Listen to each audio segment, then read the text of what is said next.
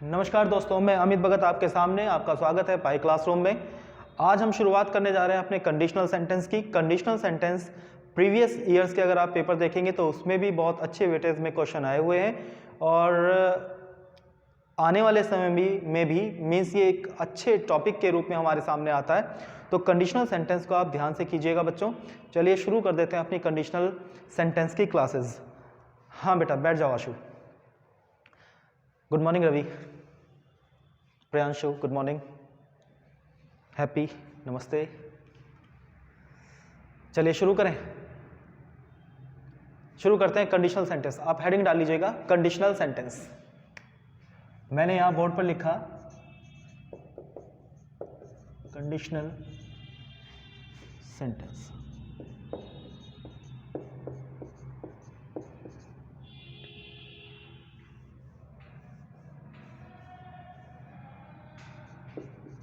मैंने बोर्ड पर लिखा कंडीशनल सेंटेंस, मैंने बोर्ड पर लिखा कंडीशनल सेंटेंस। अब मैं आपको बता देता हूं कंडीशनल सेंटेंस क्या होते हैं। कंडीशनल सेंटेंस को हम हिंदी में शर्तवाचक सेंटेंस भी कहते हैं, शर्तवाचक वाक्य भी कहते हैं। मीन्स इन सेंटेंस में, इस प्रकार के सेंटेंस में शर्त या कंडीशंस हमें दिखाई देती है। जैसे मैंने कहा यदि तुम आओगे तो मैं खेलूंगा, यदि तुम आओगे तो मैं तुम्हें पढ़ाऊंगा, यदि तुम परिश्रम करोगे तो तुम सफल हो जाओगे। ऐसे ही अगर हम देखें एक और सेंटेंस मैं आपको बताता हूं, यदि तुम आते तो मैं तुम्हें पढ़ाता यदि तुम आते तो मैं तुम्हें पढ़ाता। तो देखिए यहां पर यदि तुम आते, तो यदि तुम आते इसका मतलब एक शर्त है तुम्हारे आने की, यदि तुम आते तो मैं तुम्हें पढ़ाता। ऐसे ही यदि तुम आओगे तो मैं पढ़ाऊंगा, तो यहां भी एक शर्त है तुम्हारे आने की। यदि तुम परिश्रम करोगे तो तुम सफल हो जाओगे, तो यहां भी एक शर्त है आपके परिश्रम करने की। तो ऐसे सेंटेंस जिसमें शर्त होती है, मीन्स जिसमें कंडीशंस होती है, उनको हम कहते हैं कंडीशनल सेंटेंस। और कंडीशनल सेंटेंस हमारे पास तीन प्रकार के होते हैं। मीन्स आप ये समझ लीजिए कि तीन प्रकार की कंडीशंस हमें मिलने वाली हैं एग्जामिनेशन पेपर में। जैसे वो क्या क्या है, जैसे सबसे पहले मैंने आपको लिखा condition of present. Condition of present ये आपकी हुई। अगर मैं दूसरी बात करता हूं तो दूसरी है condition of past. Condition of past. और तीसरी बात करें तो तीसरी होती है बच्चों condition of perfect. Condition of perfect यह है कंडीशन ऑफ परफेक्ट। तो तीन कंडीशंस हमारे पास होती हैं। सबसे पहले आपकी आएगी कंडीशन ऑफ प्रेजेंट, दूसरी है आपकी कंडीशन ऑफ पास्ट और तीसरी है आपकी कंडीशन ऑफ परफेक्ट। ये दूसरी है आपकी कंडीशन ऑफ पास्ट और ये तीसरी है बच्चों कंडीशन ऑफ परफेक्ट। तो ये तीन कंडीशंस हमारे सामने एग्जाम में मिलेंगी हमें। अब इनमें किस प्रकार से वर्ब्स का प्रयोग करना होता है, किस तरह से इसमें वर्ब्स आती है, क्या वर्ब्स का मीन्स आप ये कह लीजिए वर्ब्स का जो इसमें कॉम्बिनेशन होता है वो क्या होता है, किस प्रकार से हमें इसमें वर्ब मिलने वाली है और किस प्रकार से इसमें सेंटेंस एग्जामिनेशन हमें एरर देता है, सेंटेंस में एग्जामिनेशन जो एरर देता है वो किस प्रकार से देगा, ये भी हमें इसमें सीखने की आवश्यकता है। तो बच्चों देखिए सबसे पहले अगर मैं बात करूं कंडीशन ऑफ प्रेजेंट की, तो कंडीशन ऑफ प्रेजेंट में मैं आपको एक स्ट्रक्चर लिख के देता हूं और अगर हम इसकी हिंदी की बात करें कंडीशन ऑफ प्रेजेंट की, तो हिंदी देखिए इस तरह से होती है, यदि तुम आओगे तो मैं आपको पढ़ाऊंगा। मीन्स देखने में दोनों ही सेंटेंस ऐसे लगते हैं जैसे दोनों ही सेंटेंस फ्यूचर को डिनोट कर रहे हैं, फ्यूचर को प्रेजेंट कर रहे हो, मींस फ्यूचर को शो कर रहे हो। इस प्रकार के दोनों ही सेंटेंस हमें देखने में लगते हैं। यदि तुम आओगे तो मैं खेलूंगा, यदि तुम परिश्रम करोगे तो तुम पास हो जाओगे, सफल हो जाओगे, यदि मैं आपको पढ़ाऊंगा तो आपके अच्छे अंक आ जाएंगे। तो ये सारे के सारे ऐसे सेंटेंस देखने में लगते हैं जैसे कि फ्यूचर को शो कर रहे हो, फ्यूचर को शो कर रहे हो, लेकिन ऐसा नहीं होता है। देखिए हिंदी में मैंने आपको बता ही दिया है कि क्या इसका होता है, मैं लिख भी देता हूं, यदि तुम परिश्रम करोगे,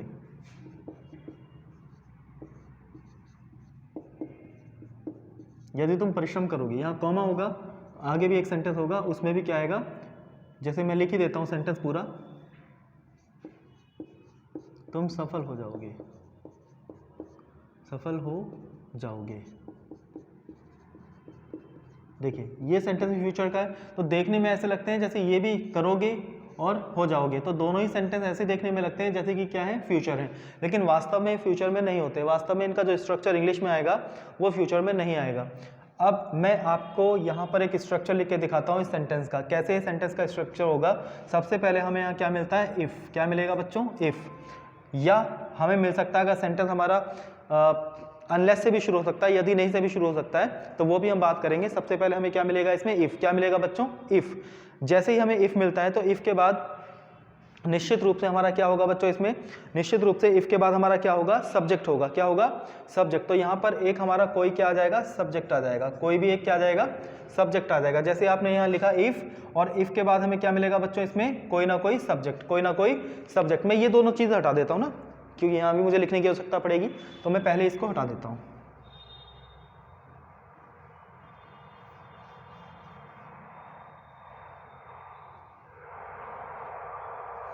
ठीक है बच्चों, देखिए जैसे ही मैंने देखा यहाँ इफ़, और इफ़ के बाद क्या है, हमारा सब्जेक्ट है, और यहाँ पर जो वर्ब रहेगी वो वर्ब हमारी होगी फर्स्ट फॉर्म, या फर्स्ट फॉर्म में एस या ई एस सफिक्स हो सकता है। मींस अब आप समझ गए कि जो वर्ब होती है ये फर्स्ट फॉर्म है, और ये प्रेजेंट इंडेफिनिट में यूज़ की जाती है। काय में यूज़ की जाती है बच्चों, ये प्रेजेंट इंडेफिनिट में। काय में यूज़ की जाती है, प्रेजेंट इंडेफिनिट में। तो इसका मतलब ये होगा, इफ़ वाला सेंटेंस जो होगा, इफ़ वाला सेंटेंस जो होगा उसमें हमें क्या मिलेगी, फर्स्ट फॉर्म मिलेगी। या फर्स्ट फॉर्म में अगर सब्जेक्ट हमारा क्या होता है बच्चों, सिंगुलर होता है। अगर हमारा सब्जेक्ट कैसा है, सिंगुलर है, तो यहाँ पर फर्स्ट फॉर्म में एस या ए सफिक्स कर देते हैं, ये आपको पता ही है। अगर हमारा सब्जेक्ट सिंगुलर है तो वर्ब की फर्स्ट फॉर्म में हम एस या ए सफिक्स कर देते हैं, ये आपको पता है। अब आगे कुछ ऑब्जेक्ट हो सकता है, फिर आपको क्या मिलेगा बच्चों, यहाँ पर आपको क्या मिलेगा, कॉमा। क्या मिलेगा बच्चों आपको यहाँ, कॉमा। ठीक है ना, एक सेंटेंस जैसे ही समाप्त होगा आपको कॉमा मिलेगा, और कॉमा के बाद एक और सेंटेंस शुरू हो जाएगा। जैसे मैंने कहा यहाँ एक सब्जेक्ट आ जाएगा, फिर उसके बाद विल या शेल। मीन्स ये सेंटेंस जो होगा हमारा फ्यूचर में होगा। उसके बाद हमारी फर्स्ट फॉर्म रहेगी, और फिर कोई ऑब्जेक्ट आ जाएगा। ये हमारा पूरा सेंटेंस का क्या रहता है, स्ट्रक्चर रहता है। तो मैं आपको लिख देता हूं, जैसे मैंने एक सेंटेंस लिखा,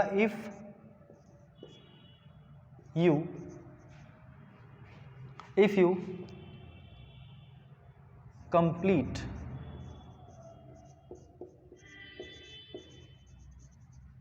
योर वर्क, फिर आ जाएगा कॉमा। देखिए if you complete your work, ये आ गया आपकी क्या, फर्स्ट फॉर्म। इफ़ वाला सेंटेंस काय में आ गया, फर्स्ट फॉर्म में आ गया। If you complete your work, ये आपका क्या हो गया, ये आपका ऑब्जेक्ट हो गया। ऐसे ही एक सेंटेंस और आ जाएगा आगे, you will go to play, ये सेंटेंस हो गया। देखिए यहां पर क्या आ गया, विल, और उसके साथ क्या आ गया, फर्स्ट फॉर्म। तो जो कॉमा के बाद वाला सेंटेंस होगा वो विल या शैल के साथ फर्स्ट फॉर्म में होगा, और ये पहला सेंटेंस होगा ये काय में होगा, फर्स्ट फॉर्म में होगा।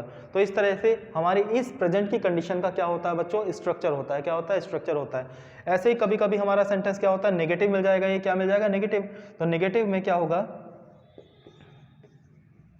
नेगेटिव में हम यूज करेंगे do not. If you do not join the class,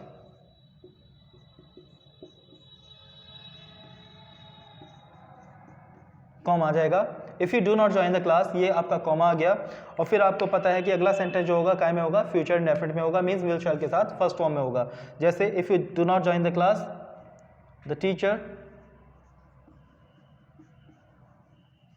will punish you, ये हो गया हमारा सेंटेंस। ठीक है बच्चों, अब इस सेंटेंस पे हमारा एरर कैसे आता है ये मैं आपको बता देता हूं। देखिए एरर कैसे आता है, अब हमें ये समझने की जरूरत है। अब हमें समझने की जरूरत है कि इस सेंटेंस में हमें एरर किस प्रकार से एग्जाम में मिलेगा। देखिए एरर नंबर फर्स्ट जो आपका सेंटेंस में आ जाता है, आप एक काम कीजिए, पहले ये चीज़ लिख लीजिए, फिर मैं इसको हटाऊंगा और आपको एरर किस तरह से आता है ये आपको बताऊंगा। तो आप जल्दी से ये लिख लीजिए।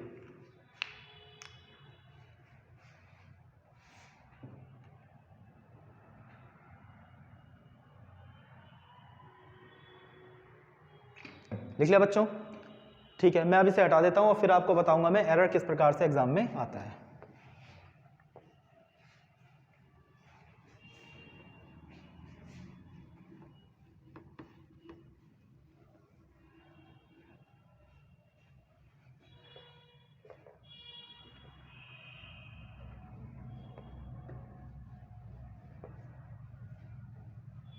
स्ट्रक्चर मैंने लिखा रहने दिया, अभी आपके काम आएगा। और एरर मैं आपको बता देता हूं किस प्रकार से एग्जाम में आता है और हमें क्या करना होता है।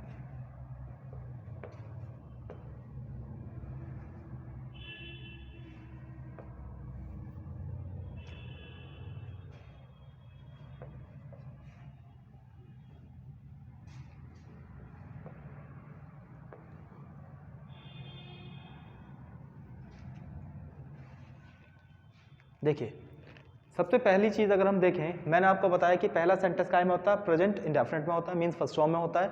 दूसरा सेंटेंस कॉमा लगेगा और कॉमा के बाद सेंटेंस जो होता है वो फ्यूचर इंडेफिनिट में होता है। तो हमें जो एग्जाम हमें एरर देता है वो कहाँ से एरर देता है बच्चों, देखिए एग्जाम जो एरर देगा, एरर नंबर फर्स्ट, वो दोनों ही सेंटेंस को, इन दोनों ही सेंटेंस को वो फ्यूचर में लिख देगा, फ्यूचर में लिख देगा। फ्यूचर में लिखने का मतलब यहाँ भी विल शैल के साथ फर्स्ट फॉर्म देगा और वहाँ भी विल शैल के साथ फर्स्ट फॉर्म देगा। देखिए कैसे, जैसे मैंने लिखा if you will come comma I will support you, ये सेंटेंस आपका लिखा है। If you will come I will support you, ये सेंटेंस लिखा है। तो आप देखिए यहाँ पर इन्होंने क्या दे दिया, विल, क्या दे दिया यहाँ पर इन्होंने, विल, और यहाँ पर भी क्या दे दिया इन्होंने, विल के साथ में फर्स्ट फॉर्म। तो बच्चों ये गलत हुआ कि नहीं हुआ, हो गया ना। तो यहाँ पर क्या होगा, यहाँ पर अगर हम इसे ठीक करने की कोशिश करें तो ठीक क्या हो जाएगा, ये आपकी केवल फर्स्ट फॉर्म रह जाएगी, विल यहाँ से हट जाएगा, फिर ये कॉमा आ जाएगा और अगला सेंटेंस पूरा ऐसे ही आपका हो जाएगा। पहला एरर तो इस तरह से आपको एग्जाम में देखने को मिलेगा, ठीक है बच्चों। अब दूसरा एरर कैसे मिलता है, दूसरा एरर मिलेगा जैसे आपको कॉमा लगा दिख रहा है ना, मैं इसी सेंटेंस में आपको समझा देता हूँ। ये चलिए दूसरा लिख देता हूँ, सेंटेंस लिखा है इफ रवि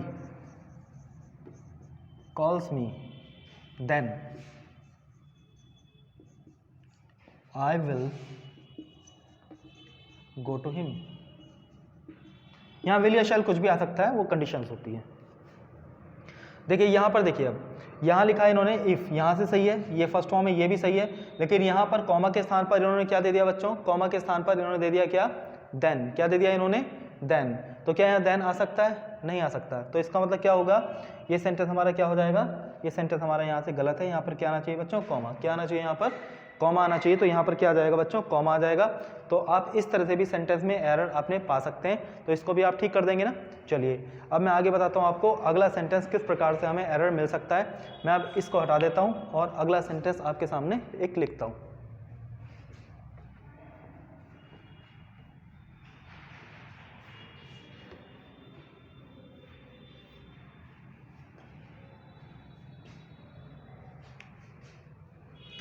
देखिए बच्चों, जैसे मैंने यहाँ लिखा अनलेस, क्या लिखा, अनलेस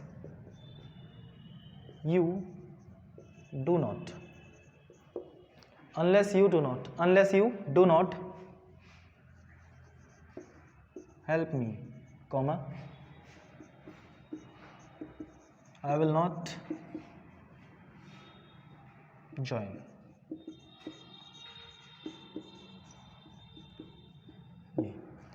अब यहाँ आपने देखा, यहाँ आपको मिला अनलेस, क्या मिला, अनलेस।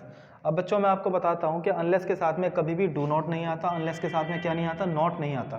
तो ये डू नॉट यहाँ से हट जाएगा, अनलेस के साथ में कभी भी क्या नहीं आता, नॉट नहीं आता। तो यहाँ से ये नॉट हट जाएगा, नॉट हटेगा तो ये डू भी हट जाएगा।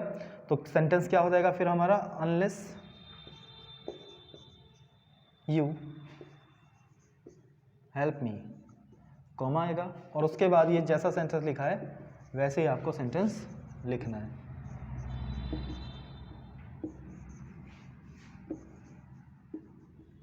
ये सेंटेंस आपका हो जाएगा। ध्यान आपको रखना है कि अगर आपको अनलेस मिल जाता है तो अनलेस के साथ में नॉट नहीं आता, ये नॉट हट जाएगा और ये फर्स्ट फॉर्म यहाँ आपकी रह जाएगी। तो ये आपकी प्रेजेंट की कंडीशन है। प्रेजेंट की कंडीशन में तीन तरह से आपको एरर मिल सकता है जो मैंने आपको बताया।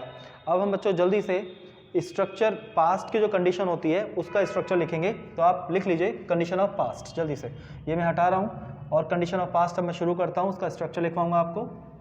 एरर तीनों ही तरह के सेंटेंस में एक ही जैसे आते हैं, कहीं पर देन के स्थान पर कॉमा लिख देंगे या कॉमा के स्थान पर जो आपको देन के स्थान पर कॉमा लिखने के लिए आता है वो आप सही कर देंगे। कहीं दोनों ही जगह आपको फ्यूचर में टेंस दे दिया जाएगा तो आपको सही करना है। अब मैं आपको लिख के दिखाता हूँ कंडीशन ऑफ पास्ट।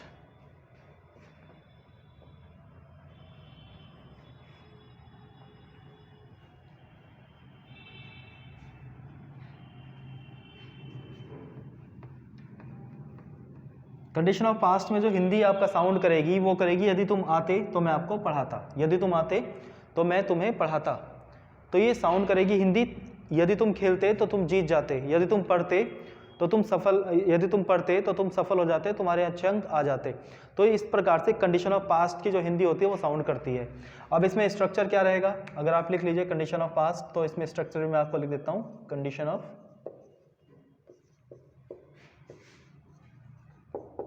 तो इसका स्ट्रक्चर हम लिख देते हैं। सबसे पहले इफ मिलेगा आपको, या अनलेस मिल सकता है, जैसे कि मैंने आपको समझाया। उसके बाद आपको क्या मिलेगा बच्चों, subject.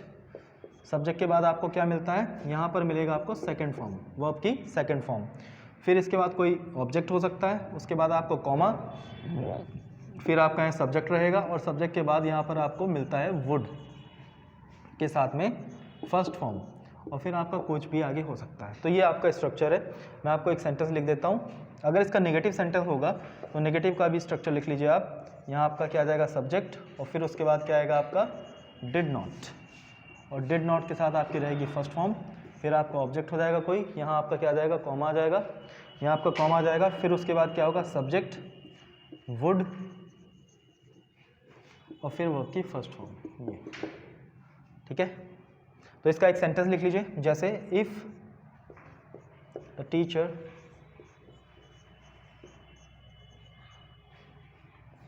Called me, if the teacher called me, देखिए ये आपकी क्या आ गई, second form, if the teacher called me, if the teacher called me. अब अगर ये सेकंड फॉर्म है तो कॉमा के बाद वाला सेंटेंस काय में होगा, वुड में, तो क्या हो जाएगा, I would go to him, ये सेंटेंस हो गया। देखिए यहाँ पर क्या आ गया, वुड, तो ये हमारी कंडीशन ऑफ क्या है, पास्ट है। अगर ये सेंटेंस नेगेटिव हो जाता है तो नेगेटिव में क्या होगा, if you did not, if you did not complete your work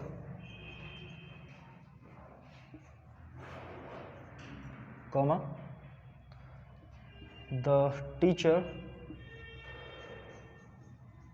अब क्या आ जाएगा, would punish you। तो ये देखिए, ये वुड के साथ में क्या आ गया, फर्स्ट फॉर्म, ये वुड के साथ में क्या है, फर्स्ट फॉर्म, और यहाँ पर क्या है आपकी डिड नॉट। तो ये सेंटेंस हमारा क्या है, कंडीशन ऑफ पास्ट का है। कंडीशन ऑफ पास्ट में पहला सेंटेंस काय में होता है, पास्ट इंडेफिनिट में होता है, और दूसरा सेंटेंस वुड के साथ फर्स्ट फॉर्म में होता है। तो ये क्या हो जाती है आपकी कंडीशन ऑफ पास्ट, ये क्या हो जाती है बच्चों, कंडीशन ऑफ पास्ट। एरर वैसे ही आएगा, जैसे यहाँ भी आपको वुड दे देंगे, वहाँ ही वुड दे देंगे, यहाँ कॉमा लगा रखा है ना, तो यहाँ देन दे देंगे, तो आपको क्या करना है, कॉमा करना है, ये मैंने आपको बता ही दिया। अनलेस के साथ में वो आपको डिड नॉट दे देंगे। तो जैसे एरर कंडीशन ऑफ प्रेजेंट में थी ना, एरर सेम वैसे ही इसमें आएंगे, लेकिन वर्ब का अंतर हो गया। जैसे कंडीशन ऑफ प्रेजेंट में वर्ब क्या आती थी, यहाँ प्रेजेंट इंडेफिनिट होता था, और यहाँ विल या शैल के साथ फर्स्ट फॉर्म, मतलब फ्यूचर इंडेफिनिट होता था। अब पास्ट की कंडीशन में आपको क्या मिल रहा है, पास्ट की कंडीशन में आपको इफ वाला जो सेंटेंस है वो सेकंड फॉर्म में मिल रहा है, और कॉमा के बाद वाला सेंटेंस आपको मिल रहा है वुड के साथ फर्स्ट फॉर्म में। तो ये थी बच्चों आपकी कंडीशन ऑफ पास्ट। अब हम आगे बढ़ेंगे और आगे करेंगे कंडीशन ऑफ परफेक्ट, आगे करेंगे कंडीशन ऑफ परफेक्ट। तो जल्दी से हेडिंग डाल लीजिए आप, कंडीशन ऑफ परफेक्ट। ये मैं हटा देता हूँ, लिख लिया होगा नहीं।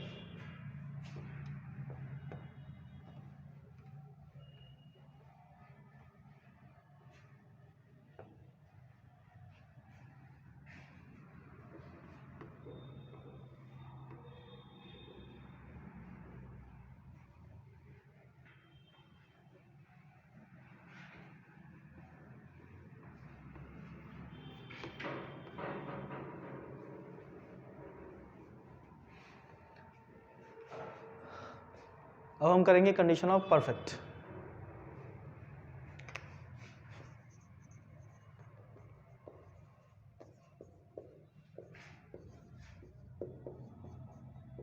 Condition of perfect, condition of perfect में बच्चों इफ वाला जो सेंटेंस होता है वो होगा आपका इफ वाला सेंटेंस, सब्जेक्ट, उसके बाद आपका क्या मिल जाएगा आपको, हेड के साथ थर्ड फॉर्म, हेड के साथ थर्ड फॉर्म, फिर कोई ऑब्जेक्ट रहेगा, फिर कॉम आएगा, और अगला जो सेंटेंस होगा वो रहेगा सब्जेक्ट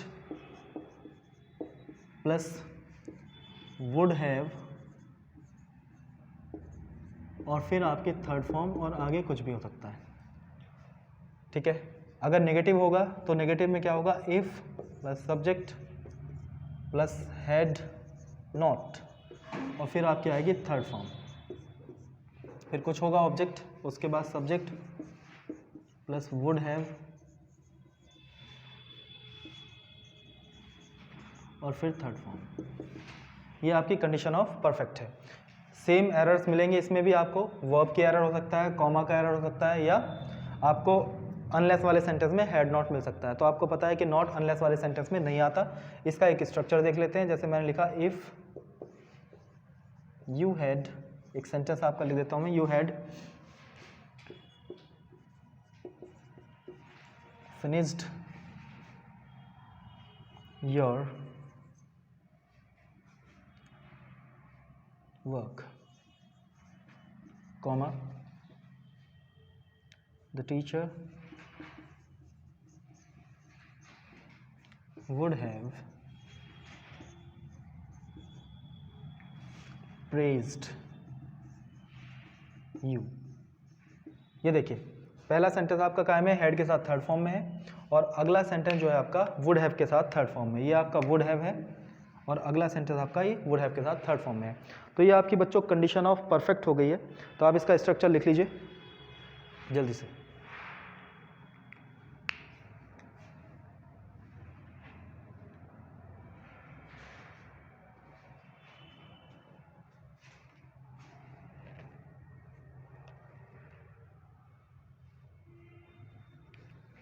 ये थे बच्चों हमारे कंडीशनल सेंटेंस। इससे आगे आपके इमेजिनेटिव सेंटेंस होंगे और फिर उसके बाद आपके आ जाएगी वर्ब एडवांस। तो आज के लिए इतना ही। नमस्ते।